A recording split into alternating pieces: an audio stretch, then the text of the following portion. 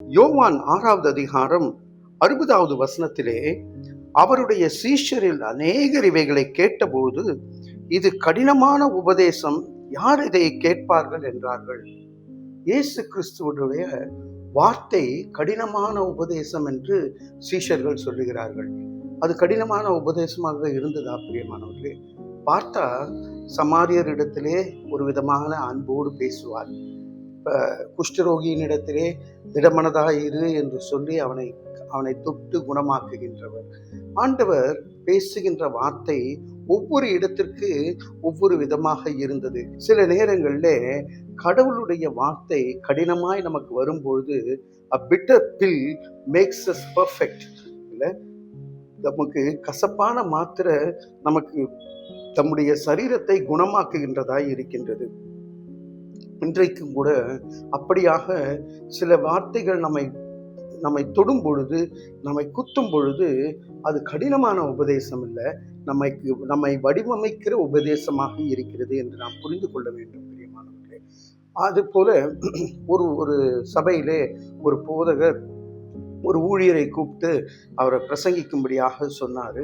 பிரசங்கித்த பிறகு எல்லாரும் பாஸ்டரேட் கமிட்டியிலேருந்துலாம் சொன்னாங்க, அவர் ரொம்ப கடினமான உபதேசமாக இருக்கு, அவருக்கு அது ரொம்ப கஷ்டமாக இருக்குது, அவரை இனிமேல் கூப்பிடாதீங்க அப்படின்னு சொன்னாராம். அடுத்த வாட்டி அவர் கூப்பிட்டுட்டாரு, ஆனால் தடுக்க முடியல. அப்போ அந்த ஊழியரிடத்தை சொன்னாராம், நான் சொன்னேன் சபையில் இந்த மாதிரி கடினமான உபதேசமாக இருக்குது உங்களுக்கு, வேணான்றாங்க அப்படின்னு.